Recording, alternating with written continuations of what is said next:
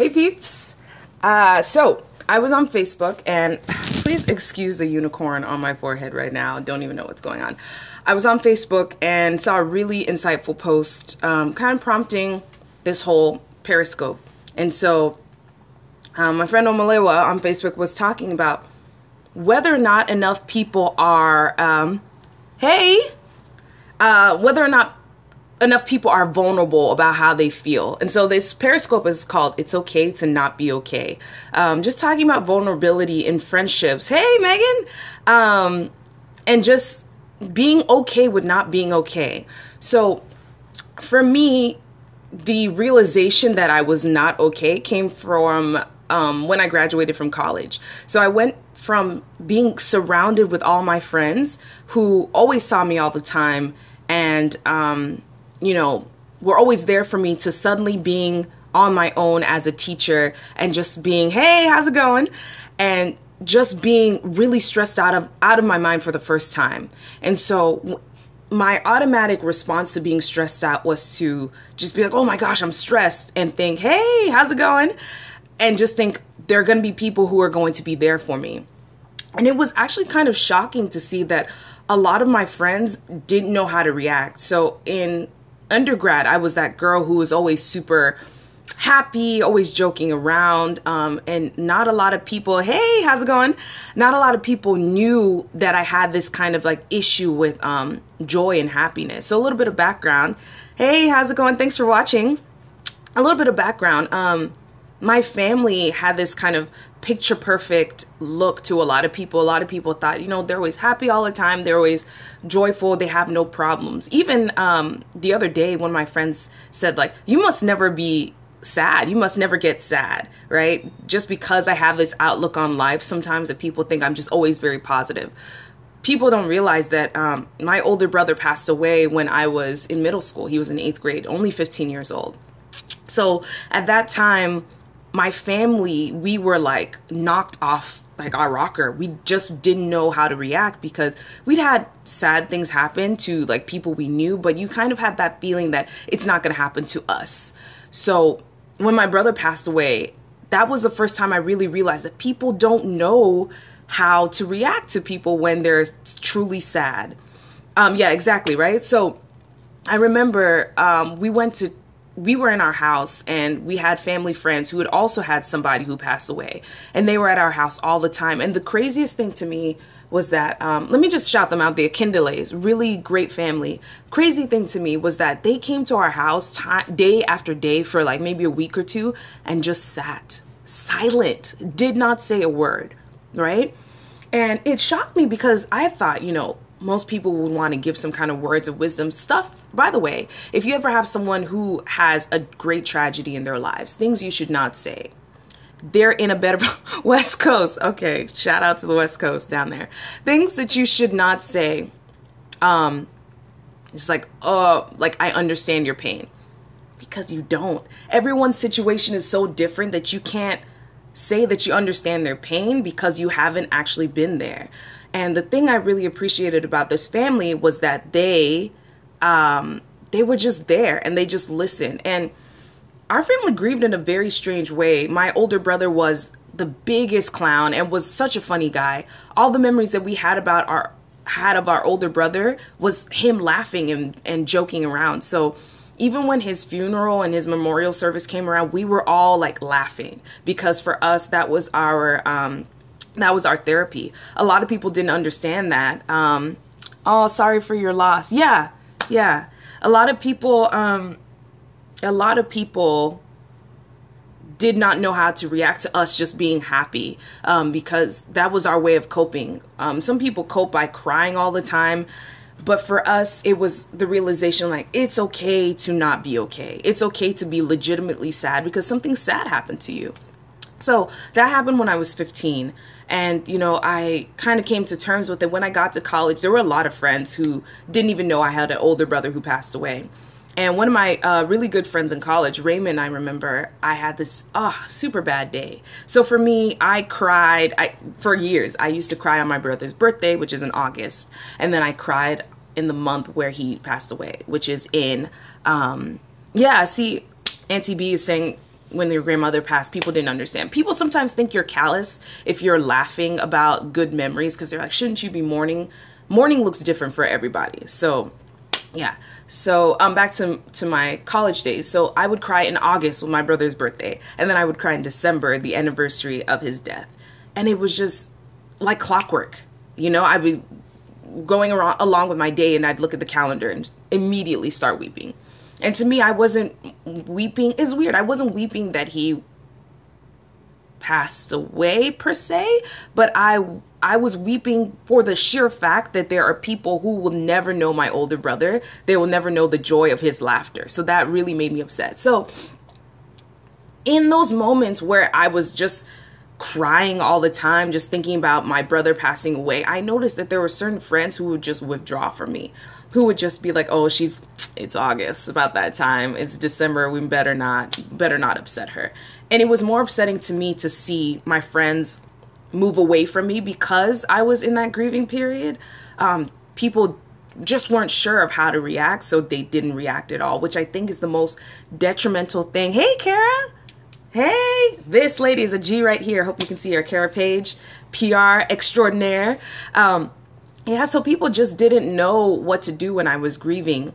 And so my friend Omalewa said, you know, are we people who acknowledge when we're struggling, or are we people who just like to show the really bright moments of our lives on especially something like social media? And when I first started teaching, I was a fashion blogger. And I was a fashion blogger, and I would post outfits of the day, and I'd be like, oh, this is what I'm wearing, this is what I'm doing today. And at some point, it just felt really frivolous and really pointless. You know, I love great outfits. I love fashion. I love all of that. But it was just like, man, am I always showing people the bright, sunny sides of life and not acknowledging the really, really hard days that come? So I had to reevaluate. Even my blog, everything changed about me. I started being more of a lifestyle blogger and talking about the everyday struggles in life. I wrote a post very early on, living on your parents' couch does not make you a loser. It doesn't. A lot of times we have this expectation that as adults we should have every single thing in line, in order, but sometimes we don't, and we beat ourselves up for that.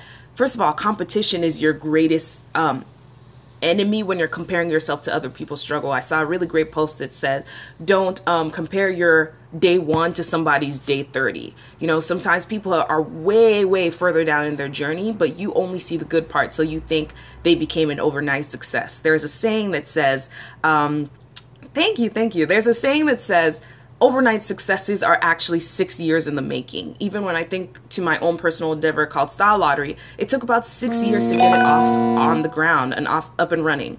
And a lot of people are just like, oh, you just kind of appeared out of nowhere. No, like sweat and hard work went into this, but people only see the good part because social media doesn't really glorify those sweaty and tear-filled days. But those are important for other people who are on the journey with you. I think it's extremely important to be transparent, and I try to be as transparent as I can. Oh, thank you for the hearts.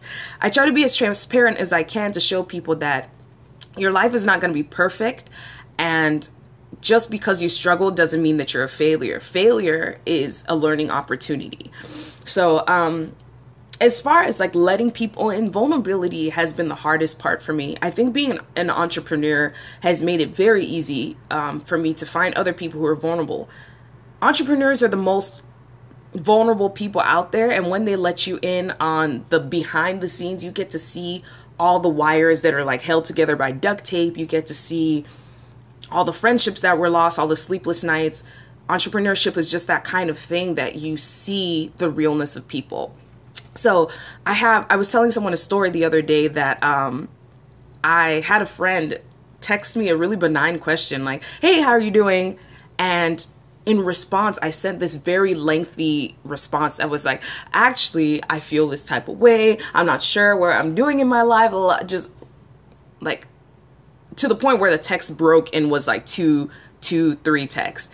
And as soon as I texted, I was like, oh, that was a lot. You know, that was a lot. But, yeah, not a lot of people can handle that. Yeah, so it was in that moment where I sent the text and then there was no reply. I mean, days went by without a reply, and then the person texted me again with something completely different and didn't even acknowledge my like low-key text breakdown.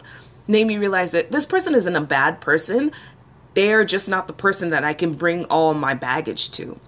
And I like to be fair. I like to distribute my stress. I have my sister. She's on the Periscope right now. I have my mom. I have a few friends that I really let into my vulnerability, because one of the downfalls we have is that we want to let everybody in on things. Either we want to let everybody in on our issues, or we don't let anybody in at all. I think that's kind of dangerous. You need to, yeah.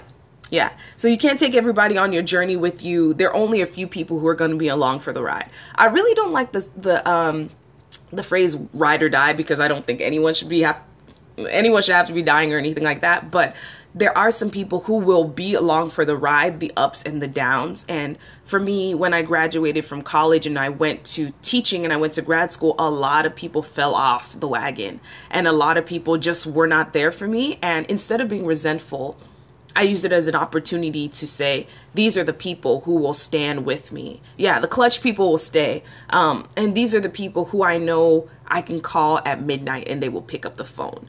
And in our society, especially when we have a lot of Facebook friends, we think like, I have a lot of friends. But when I came down to it and I had my really, really hard days, I could count on maybe two hands, maybe one hand, the number of people who would drop anything just to listen to me and just to be there for me. And it's not easy to find those people. Sometimes it takes really hard times, and it takes you being transparent and saying like, I am actually struggling right now. And when you let your friends know, or the people that you love know, that gives them the opportunity to stand up and walk with you. A lot of times we don't even let people know when we're struggling, because there's such a stigma, especially around mental health. And I've had to catch myself, because not everyone is on that mental health tip and self-love and getting yourself together. Not everybody is on that tip, and it scares people when you want to talk about mental health. I remember I was at work, given this is not the place to talk about it, but I was casually mentioning to a coworker that I needed a mental health day, and she was like, oh my gosh, I know some psychiatrists, immediately wanting to like fix my problem. A little bit of background: this was around the time that the Sandra Bland's death was happening, and as a Black woman, I was just floored by the idea that my body was like property of the state, and the fact that someone could come and terrorize Black women, and there would be people actually out there justifying, oh, what did she do? Was she having an attitude? She probably did kill herself. All of that was like triggering me every single day. I just remember being really upset and being like, I actually can't be at work today. And one of my friends, Evelyn, made a great video about sometimes you just want to call in Black and say like, hey, it's a struggle out here being a Black person. I can't come to work today. And I remember saying like, yeah, I just need a mental health day. And her being like, you need a mental health day? What does that mean? Really, you have to really be in touch with yourself and say like, how am I feeling? Am I stressed to the point where I am not even here, like I can't even function fully? If that's the place where you're in, you really need to take care of yourself. Unplug sometimes. Get off social media. Social media. Take time to do stuff that you want. It's okay to not be okay. And a lot of times because we live in a very social media driven world where everybody wants to be great and on point all the time, especially if you're a blogger. If people don't see you after a while, they're like, where's your outfit of the day picture? And I'm like, people are out there dying. You don't need an outfit of the day picture from me. And sometimes you just have to be like, it's okay to unplug. It's also okay to like engage in frivolous things that are not important, because all those things mental health wise are important for you, even if they're not important to other people. So if you're watching and you have any comments, please let me know. But this whole mental health thing is so serious. And it even goes the other way around. When you have friends who have mental health or stress issues that they're not addressing, that gets to you as well. I wrote, social media can desensitize you for sure. I don't know. It wasn't even Sandra Bland. All the Black people just, the police brutality, all of it was just like, man. And then I got so mad, like, y'all are over here worried about Cecile the lion. And Cecile, if he had the opportunity, would eat you as a black person, and you're over here worrying about Cecile. Okay, cool. It was just a very stressful time for me, but I think it's very important, even on the other end, if you have friends that have mental health or social, like, stress issues that they're not addressing, if you don't, if they don't address that, at some point it starts to put a strain on their other parts of their relationship, other parts of their lives. And I had a friend call me the other day and was just like, I was so surprised when I was going through a stressful time. All the people that I thought were my friends were not there for me. And I just started getting really bitter, and I started withdrawing, and I just, I got to the point where I just wasn't well. It should never be to that point. And I have friends out there, and if you're watching and you're somebody who's like, man, I've really struggled recently and I had no one to talk to. Honestly, I'm saying this on public broadcast so that you know this, but I'm here for you. My inbox is always open. Not for you to offload everything that you need, but at least as a beginning step. That step in becoming vulnerable and starting to like let go of the issues that you have, that's a beginning step. There's a stigma about, going to psychiatrists or counselors in the Black community. It's just kind of frowned upon, or people just don't talk about it. But I kind of have counselor-esque people in my life that I can talk to. So if you're not willing to go to a medical professional, talk to a friend, at least as a starter, because people care about you. A lot of times they just don't know what the issues are going on in our lives, in our minds. So never feel isolated, never feel like you have to pretend to be perfect, because perfection is a silent killer. Perfection and the need to always be on point, like out in the open. Like for a while I was just like, oh, I can't let anybody know that I'm struggling as a teacher. I was struggling. I was 23 years old in a classroom, and 12-year-olds were looking at me to give them everything that they needed to know about life, and I was 23. Their parents would ask me, hey, how do I stop my child from getting in with these little fast boys in the neighborhood? Huh? What? When I was 12, I was facing my books. There were no boys knocking at my door. So it was just very challenging for me, but I had to be open and say like, hey, I am struggling. I told a few friends, and those friends really helped me get through.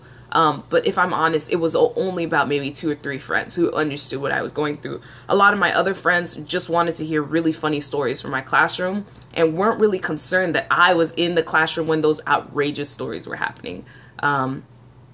So you have to be careful, because you don't want to start hating your friends for not being there for you, especially if you don't tell them that you're struggling. Some people you'll tell and they will honestly just ignore it. The other people you'll tell and it'll give them the opportunity to come closer to you and help you where you need help. So yeah, that was just a quick, it's okay to be okay, TMI with Timi. You probably didn't know all that stuff about, my brother and my struggles in grad school. First of all, grad school is a struggle. Okay, bye, Kara. Thanks for watching. Grad school is a struggle. This is the last thing I'm going to say before I go. Grad school is a struggle, and there are a few people I know that are starting grad school soon, and I just want to give a word of advice. It's not undergrad. It's not undergrad, and you will find that sometimes it's stressful in a completely different way. I went to upstate New York for grad school. Coldest place I've ever lived in my life. Temperature went to below 20 degrees at some point.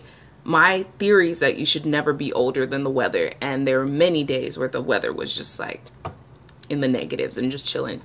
And there's seasonal affect disorder where, after a while the weather gets to you and it starts to affect your emotions. I was not depressed, but I was in like the coldest place I'd ever been. My family was on the other side of the US. None of my friends were calling me. Maybe like one friend consistently called me. And I remember thinking to myself, like, man, what did I do wrong? Why is life this way? But in that time of solitude, hey, Mom, my mom's here. In that time of solitude, it gave me the opportunity to just to just find out who I was in isolation of other people. So who was I when I decided to do what it was that I wanted? So it's okay to, when you first move to a new place for grad school, it's okay to struggle to, my mom, my sister right there. It's okay to struggle when you first get started with grad school because it's a completely new place. I would say once you're there, just try your best to get acclimated to the system. Don't try and live like you did before because it's a completely different place. And I have a specific girl in mind with this video that's going to Ithaca, and I won't name her name, but Ithaca is pretty much Syracuse. And you'll find that, you know, the people don't look like you. The people are not doing the things that you think that they should be doing, but you really have to take time. Like, it's okay to be okay. It's okay to not be okay with some of the situations when you first get there, but try not to get stuck in that. Find help, find ways to enjoy yourself. I was having a talk with my sister about like learning to say no. At my core, I'm a people pleaser. At my core, I'm always trying to give to other people, and the older I get, I just don't have the energy. I don't have the tolerance for it anymore. And I found that when I tell you, okay, so because it's TMI with Timi, right? I'll tell you this. Because I cared about my friends so much, I was like flying home. I think one summer I flew home twice for weddings. And one thing that got to me was I got to the wedding and the bride was like, "Oh, thanks for coming. So glad to see you." She was like, "Oh, you in town for something?" I was like, "No, I came home for your wedding." And she said, "No, you didn't." I was like, "Yeah, I did. I came on Saturday because your wedding was on Sunday. And then I'm leaving Sunday night. I'm leaving Monday morning. I even missed work for this wedding just because I really enjoy seeing my friends." And she was like, "No, you didn't come just for my wedding." I was like, "Yeah, I did." She was like, "Oh, wow." Legitimately surprised. And the face she gave me was kind of like, I mean, I love this girl, one of my good college friends. The face she gave me was just kind of like, oh, I didn't think it was that important. But I value friendship so much that I will like move everything in my schedule just to support my friends. And I started to realize that they don't necessarily see it the same way. And a lot of people I know are out of sight, out of mind. But for me, if I care about you, I will make a way to come see you. And I think friendship these days is really tarnished. And it's really one of those things of convenience where it's like, I guess if I have the time, I'll come see you. Like, people will be in the same city as you and not even make an effort to see you. That's not a real friend. And it's not that there's a litmus test for friendships, but a friend who consistently doesn't make effort, that's not a friend. And you really need to I actually am a lot like my mom in approach to friendships. And so I've been able to learn from other people and see how they approach friendships. I would love to have a friendship group for life that people are friends, but I think friendship is something that it can't be taken for granted. You can't assume that the number of years that you've known somebody equates to friendships. There are a lot of people that I've known for a long time and want to be best friends or whatever, but the effort isn't there. So friendship is a two-way street, and it can be something as simple as like, "Hey, I thought of you today." Send them a text. And it doesn't have to be, I have a really good friend that I talk to maybe 6 times a year.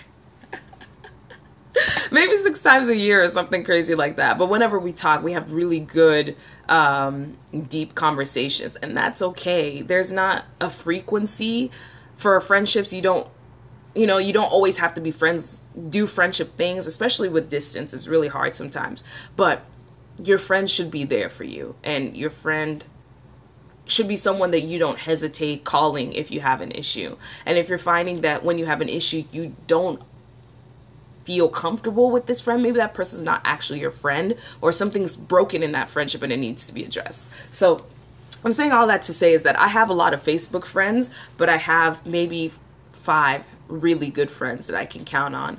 And they're not friends that are necessarily longevity wise the oldest friends, but they're the closest friends because they put in the effort and they saw when I had a need and they stepped in, and they were vulnerable enough that when they had needs, they were open with me and let me into that need. So friendship is a two-way street, and there are a lot of people who want to be friends and want to call you when they need things, need advice, but are not willing to be there. So I truly enjoy the people who actually pick up the phone and call me. Shout out to my friend TJ. I've known TJ since college.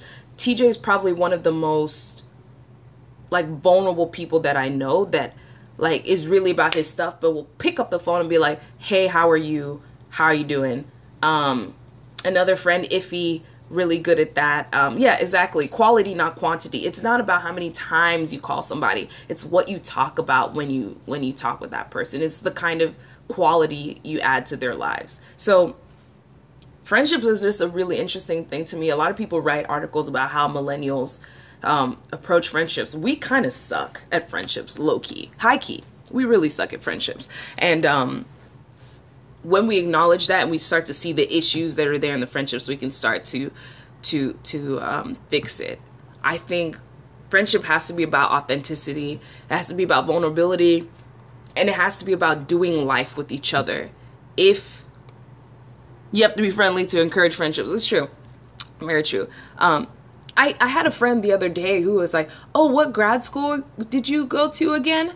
That's a very simple question that could be found on my Facebook, could be found on my LinkedIn.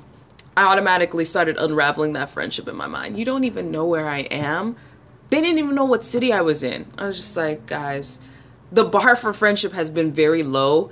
And at this point, I'm raising the bar. If you can't meet the qualifications for a friendship, just quality-wise, you're getting cut. Not because I don't love you, but because I love myself enough to know a real friend when I see it. Anyway, that is the end of my Periscope. It's okay to not be okay. TMI with Timi. If you have any comments about friendships or about vulnerability, please let me know.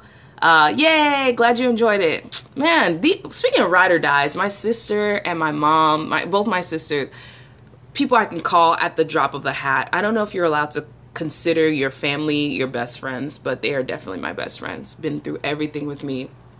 If you don't have family best friends, make some best friends. I used to not believe in best friendetry either, because I was like, oh, people have hurt me.